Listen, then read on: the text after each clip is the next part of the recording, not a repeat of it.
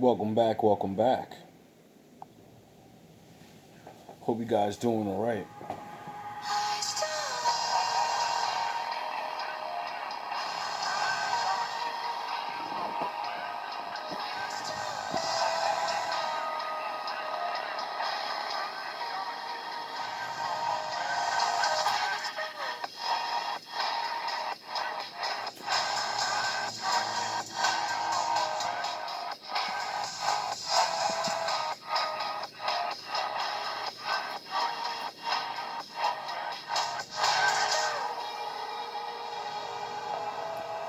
For a long time, I've been asked a certain question.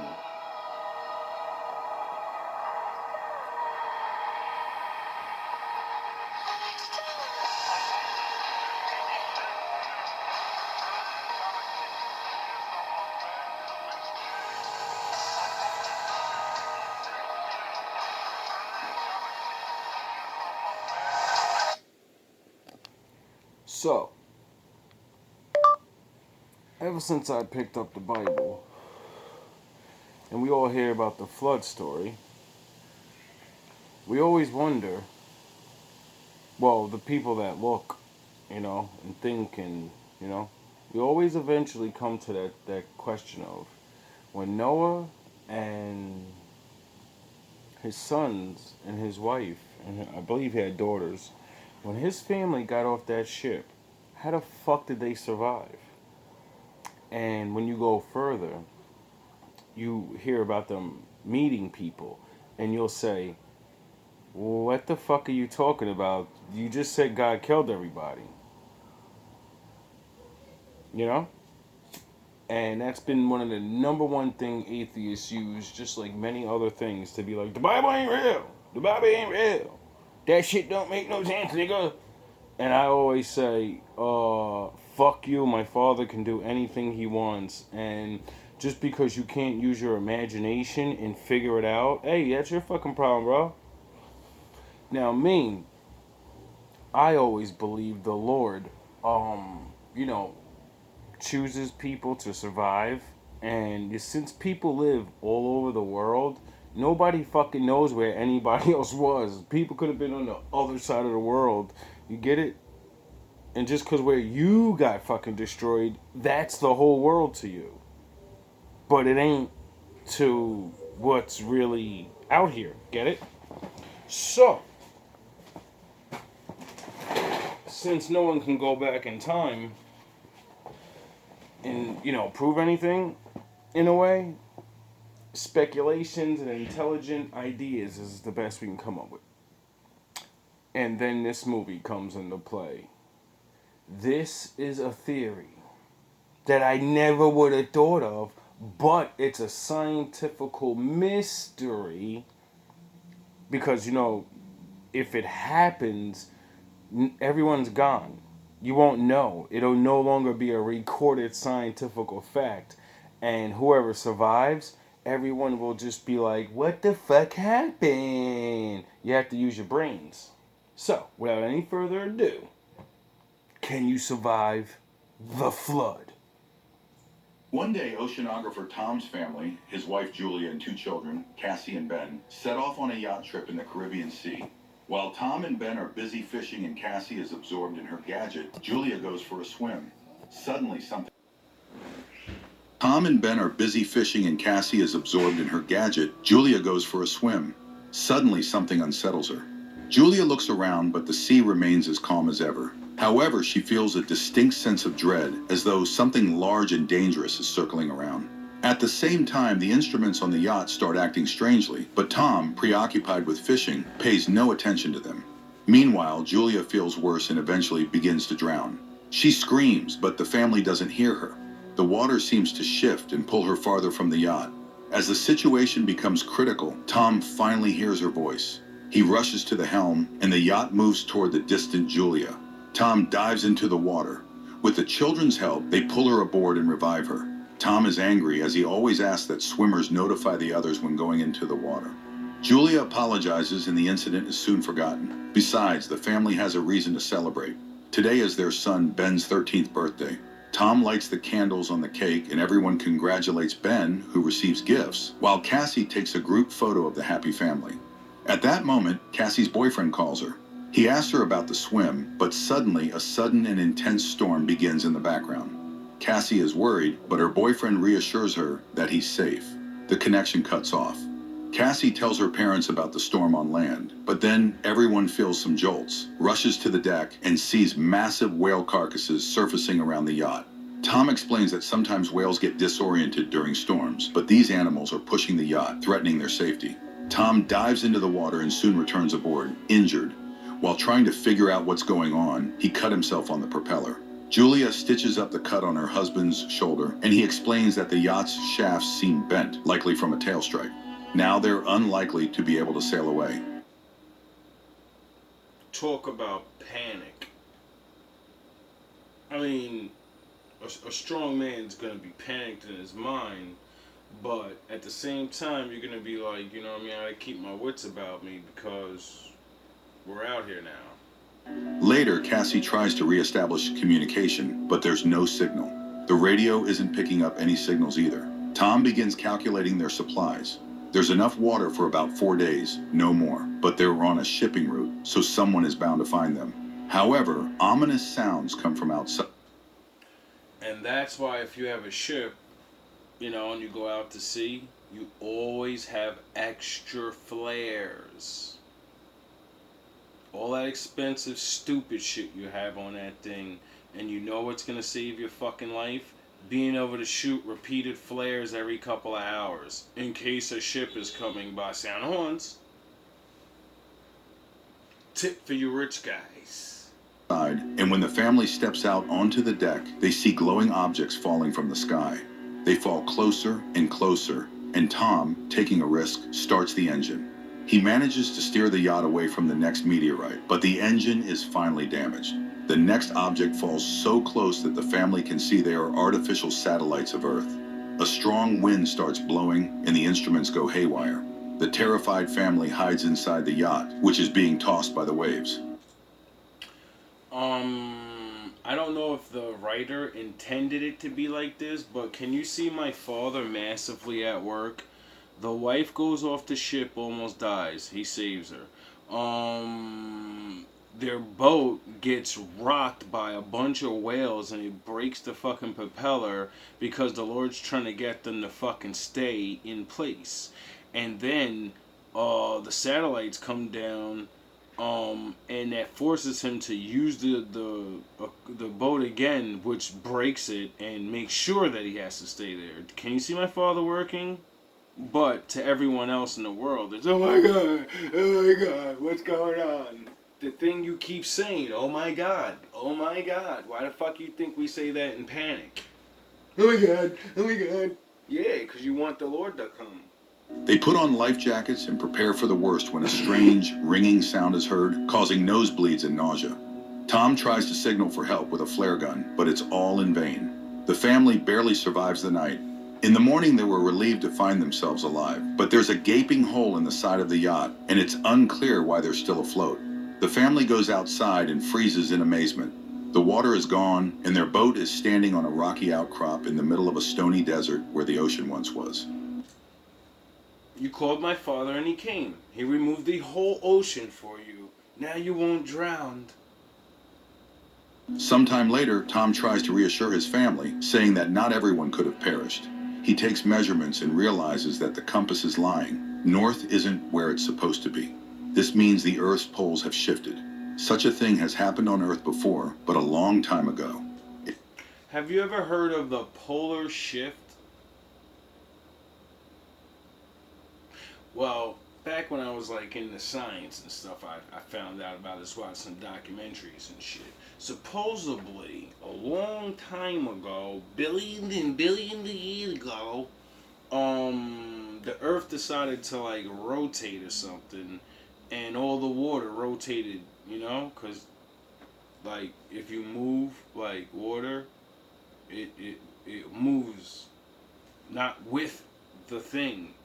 You know, so when the Earth spins, all the water rushes towards the land. It turns out that the sea has retreated to where the land used to be, and most likely humanity has perished. Cassie can't bear this revelation and runs to the cabin, asking to be left alone. Julia goes to inventory the remaining supplies, while... So that leads me to back to that yin and yang thing. The Lord is real and the Lord ain't real. The only two ways to think. Get it? And if he is real, that's him doing that. And if it ain't, if he ain't real, that still can happen, scientists say. So, you know? Ben releases a bunch of colorful balloons into the sky, hoping survivors will come to their aid. Meanwhile, Tom turns on the radio, sending out distress signals. Unexpectedly, he hears a response. It's from Naoto, the captain of a small submersible. They were deep underwater when the catastrophe happened, and that's why they survived. However, all communication systems have failed, and expecting help is futile. According to his calculations, the sea will return in about a week, and it will be harsh. So the man advises them to find higher ground and stay there. Julia orders the children to pack their things. Tom directly asks the captain if he can save their children. Now, like, isn't this like kind of ironic? Like in the Lord's story, in his story, a man and a family got put on a boat because he told them to go on a boat. And then he floods the world.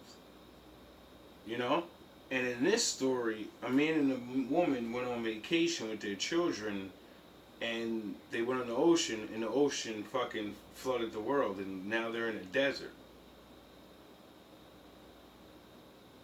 You know? Because, like, the Noah shit, he's still on the ocean in the story, and then the Lord recedes the water slowly, and then land appears again, and then he gets to go fucking, you know what I mean? It wasn't just one, it wasn't, you're on the ocean, now you're on the desert, like, you know what I mean? That's fucking yin and yang. Naoto explains that the submersible is very small. Unfortunately, Naoto's partner died, and he can only take one person. After some persuasion, Tom convinces Naoto to take both children, and he provides his coordinates. Tom charts a course on the nautical map and promises to reach the location in a couple of days. The next morning, the family is almost ready to embark on their journey. Tom steps onto the deck and suddenly sees a man with a dog approaching. He walks toward him and greets him, but notices that the man is injured. He offers the traveler some water. The man drinks it and then suddenly punches Tom in the face, which Julia sees. She rushes to her husband as the traveler plunges a makeshift spear into Tom's chest.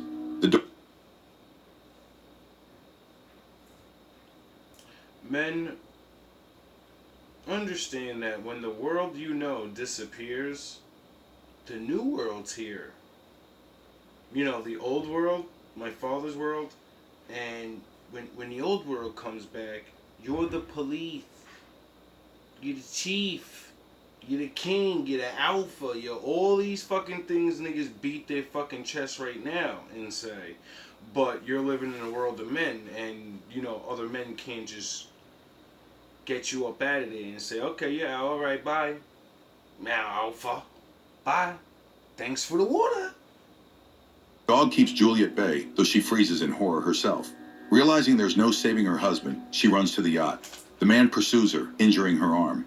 Nevertheless, Julia climbs onto the deck, and the children, hearing her screams, run to her aid. Together, they barricade the doors to the cabin. After that, Julia hides Cassie and Ben in a locker, giving her daughter the flare gun and instructing her to shoot only as a last resort. Those extra flares would be coming in handy right about now. Meanwhile, the killer tries to break down the doors and eventually succeeds. Julia hides in the bathroom, patching up her wound. Entering, the intruder heads straight to the galley and grabs some food. It's clear that he's... Getting hit in the face with a flare gun? Nah, I don't think somebody wants to do that, so, you know. You know. Very hungry. Holding a can of food, the man begins searching the yacht while Julia arms herself with a kitchen knife. He enters the cabin, but the woman jumps overboard, hiding beneath the yacht. The killer peers through the hole but doesn't see her. Now, I wonder what the fuck is going through this man's mind where he's walking through the new desert, you know, He obviously must have had a boat or something, obviously. Or I don't know, because he got a dog with him. Who knows? He survives. Doesn't sound like he's a good man. And what's he do?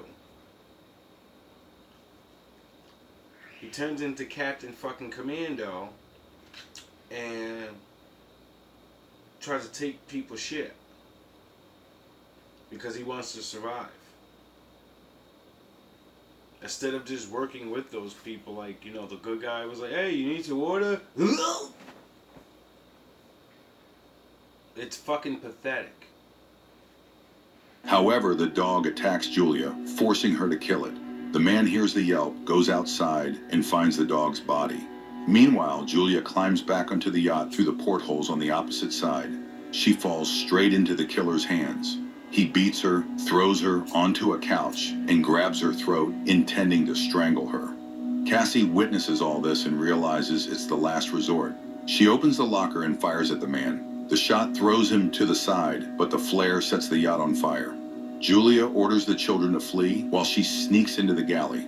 The killer, only injured, tries to attack again. Julia kicks him away, grabs the packed bags, and jumps overboard, where Ben finds his father's body. Cassie runs to the corpse and sobs over it. Julia kisses her deceased husband, but seeing the killer leap from the burning yacht, she takes the children and leaves. The boat explodes behind them. The family runs across the stony desert and soon takes shelter in a rocky canyon where a stream flows. However, the water is salty and undrinkable. Cassie shares a small amount of water with her brother, but he refuses to drink. The boy feels guilty, believing the killer came because he saw the balloons. Cassie also voices this thought, but Julia orders her to stop and defends her son, explaining that he didn't mean any harm. She tells the children to gather themselves, as a long journey awaits. And then she spots the killer again, still relentlessly following their trail. The family hurries onward. That evening, Ben finds the carcass of a hammerhead shark and tries to butcher it. But Julia sees the pursuer and orders the children to run. They soon come across a field of once flooded toxic waste barrels, but Julia urges the children forward despite the threat of contamination, knowing the killer is still on their heels. The family walks along the Fucking pathetic. Former ocean floor, weaving through piles of plastic and other trash dumped by humans. Soon, Julia notices that Ben is severely dehydrated and gives him the last drops of water. Cassie has a breakdown, convinced that they have no chance of survival, but Julia commands them to keep moving. Eventually, they find the fuselage of a plane that crashed into the sea long ago and crawl inside to rest. Julia... Like, do you even have the comprehension of they're on the fucking bottom of the ocean? But it's not the bottom of the ocean anymore. To you, now you're on just land. You think you're fucking level. You think you're level. You get it? Nah, you don't get it. No one, you don't. Let me just stop. Examines the last photo of their family and recounts the story of her first meeting with Tom, which happened at her hospital, where Tom was brought with decompression sickness after a failed dive. The children weep, remembering their father and saying their final goodbyes to him. At night, Cassie is awakened by a noise and steps outside to sit near the plane. Out of the darkness, the killer approaches her, unaware that the girl is acting as bait. As he prepares to grab her, Julia ambushes him, stabbing the man with a knife. At dawn, the family prepares to continue their journey, only to discover the killer's body has been scavenged, a sign that something even more dangerous than humans lurks in the desert. They move on. Julia consults the map when Ben suddenly rushes ahead. His mother yells for him to stop, but the boy sprints toward a salty puddle and manages to drink a few gulps. And this is why little important things like don't drink seawater, this is why people tell each other these things. Things that have been passed on since the beginning of time. You think it's just something stupid, but it used to save people. That's why we pass things on. Julia drags him away, but the boy becomes sick. Soon they come across some plastic chairs and build a makeshift shelter from the sun, resting inside it. Suddenly, Julia hears strange sounds. She steps outside and sees something that forces her to wake the children. Realizing the new danger, they begin running. Soon they spot a large ship in the distance, surrounded by crashed containers and a few wandering people. Julia calls out to them, but they, seeing thousands of giant crabs, dash into a container and lock the doors, ignoring her pleas for help. The three climb onto. Oh boy, when people don't know they're being tested by the Lord and you be a coward and you have plenty of time to help, you deserve what you get. A container, though the crabs manage to wound Julia in the leg. Nevertheless, giant crabs dash into a container and lock the doors, ignoring her pleas for help. The three climb onto a container, though the crabs manage to wound Julia in the leg.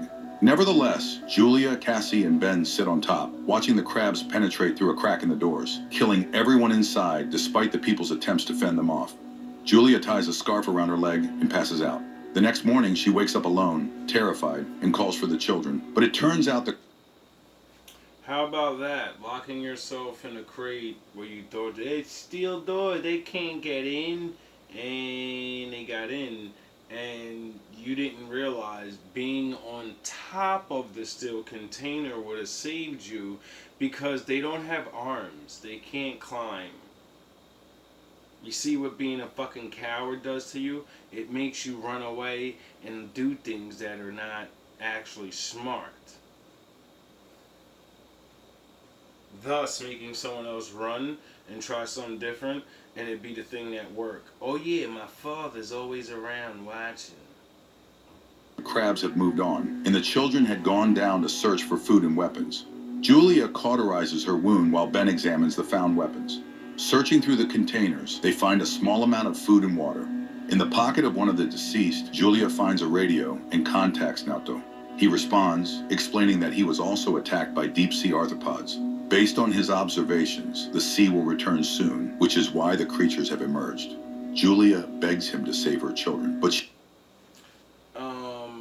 when new threats come around and you already have contact with other people, let them know about the new threats. Like, they've been talking to this guy from the beginning of the movie. What the fuck are they doing? They're going to him for safety. They don't warn him. Like, yo, the fucking big-ass crabs running around. Be safe. she's unsure where to go because she's lost the map. Naoto fires a flare. Ben sees the direction, and the family Oh, those flares came in handy again, huh? rushes toward it. Soon they see a yellow submarine in the distance, but reaching it is difficult due to the terrain of the former seabed. Cassie dislikes her mother's talk about saving the children, but Julia refuses to answer and pushes the family onward. They are forced to pass through What, you gonna save the whales? a canyon contaminated with toxic waste. At one point, they are caught in a rock slide, and Julia becomes separated from the children. She orders them to continue, and when Cassie refuses, Julia pleads with her to save her brother.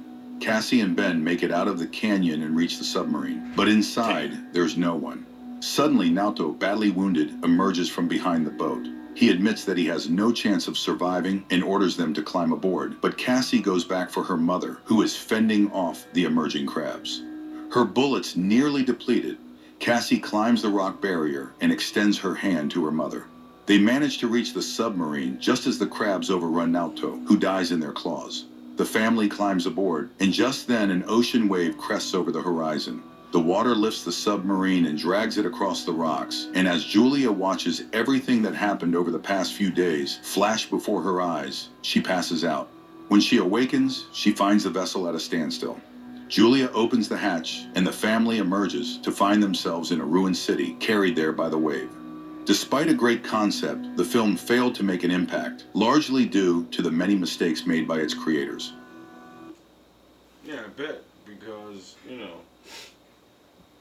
a fucking huge wave like that coming back and hitting a little ass submarine, I don't think they're gonna survive that. That's, I ain't a scientist, but that's a lot of pressure. It's the fucking whole ocean coming back at you. So, I don't think that's gonna be, survivable. But, the Lord, all that grace and stuff. But I don't think the Lord would set you up in a situation particularly like that. But, like I said, I've seen the flood story everywhere. Not that I've been everywhere, but when you read about different faiths, you learn different stories and myths and this and that, and you're like, yo, why the fuck does everybody keep mentioning this thing that happened in the past? How is this possible? Oh, sound of horns. My dad is in the building. How is this possible that you know, because to the history that we are shown, we all had to meet each other one day, you know, and then started trading and things and the wars and the fucking, but we didn't all know each other at some point in history, right? And we had to go discover each other. And if we did, how the fuck we all got that story? Oh, because it may be something that happened. And since it's something that actually would change the whole world, I think everybody would talk about it. That may or may not, that may survive the thing. I think that'll be the biggest thing they ever talk about forever, for a long time. Generation after generation. The first ones, they'd all talk about what happened, and they would talk about all the life that it used to be and all the marvels and remember when I miss ice cream. I miss driving cars and flying in planes, and I miss my little room that I used to live in. I sure do wish I had that little room with that magical box that could show me movies and fucking. I wish I had that little phone thing where I could fucking talk to people in the world. Remember, you know, it'd be like magic to the new kids. The new kids would be like, "That's magic. What the fuck are you talking about? Use. How the fuck did you have a box where you watched other people and there was what?" They wouldn't know what you were talking about because they don't have nothing to see. That world is gone. You know? That world only exists in your fucking head. And then you'll die. And then your children will talk about that. And then, they wasn't there, so they don't know. And they're only going to describe what you say. And then the legend starts. The myths, the add-ons, the fucking we were the people that was in charge and the bullshit, the shenanigans. But before all that, everyone would always talk about what the fuck made that happen. Get it? And if it was, like I say, if there's no God, if the Most High is not real and He didn't do it for the reasons we all know, and then it happened because that's what happens, and there is no reason, but it happens, and that's fuck.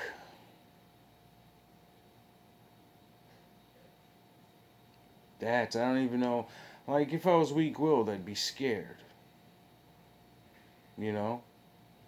But, oh, my Lord, and everything. I actually believe it, believe in Him. But, if it was something that naturally happened, like these scientists presume, like how they presume the Ice Age happened, and how they presume they know how hot it is on Mars, and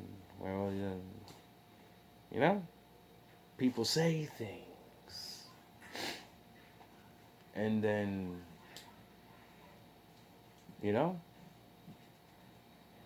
this movie could have been done so much better.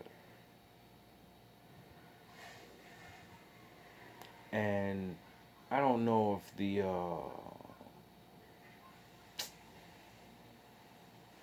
the author, the script, the people that the writer or whatever were going for a biblical reverse tone, but that's what I see.